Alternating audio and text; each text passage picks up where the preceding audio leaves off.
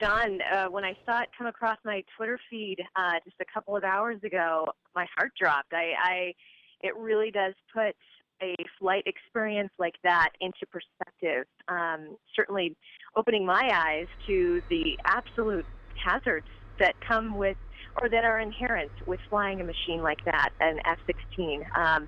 But however, it is a testament to the absolute know-how of each one of those pilots and the crew that come along with the Thunderbirds. Of course, the investigation will reveal exactly what happened with the plane, if it was engine failure, or John, you were mentioning that fuel source. We don't know at this point. I understand that you have been showing some video of me taking that flight, which happened on Monday.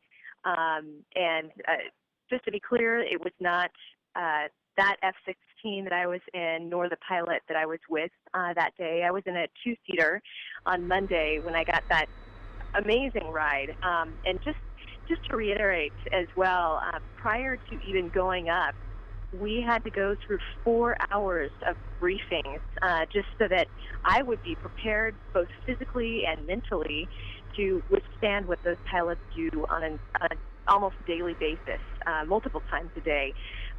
We went through, this is what should happen, if we need to eject. And we went through all of the instructions of here's the handle, and my pilot said, look, if we hit a bird, this is what I am entrusting you to do. You will have to pull that. If somehow he was knocked unconscious, or if we were going towards the earth at a high rate of speed, this is what I would have to do as a passenger, was eject first, and then the pilot would come after me.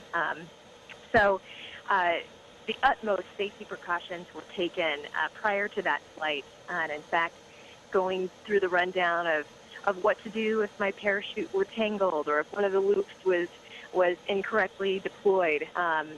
So knowing that this team, they're in such capable hands, it just showcases how well this pilot was trained and how he could think very clearly under something clearly not going wrong with a plane.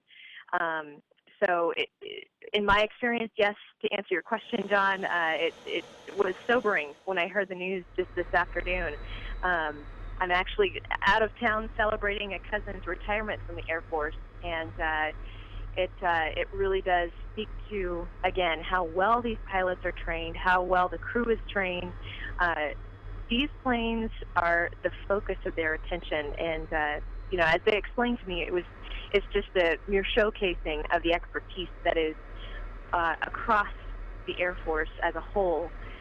This just happens to be the very public eye of the Air Force. So, John, but yes, to answer your question, to reiterate as well, a sobering feeling when I saw the pictures of that come across my Twitter feed, and coming to the realization that everyone is okay. There's no hazards to the public, but still, it is a hazardous job. It comes with high risk.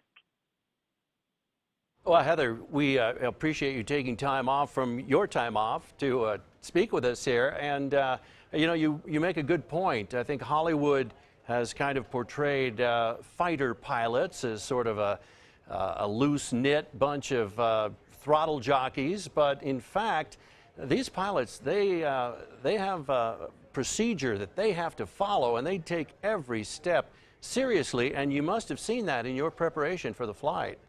Absolutely. I mean, every detail. No stone has gone unturned in terms of what could happen, and this is what we do if it does happen. So not only do these pilots know their craft in terms of how to fly it, how to keep it afloat, and how to do all those graceful maneuvers, but they also know very, very well what to do should anything malfunction with the plane or the parachute or what have you, the instrumentation.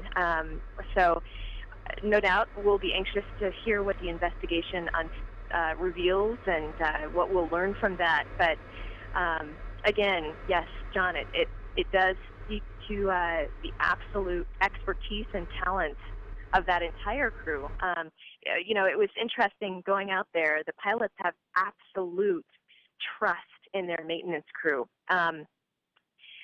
what is typical of a pilot in the military is that they'll have to go around the plane and inspect it for themselves and make sure everything checks out before even taking off.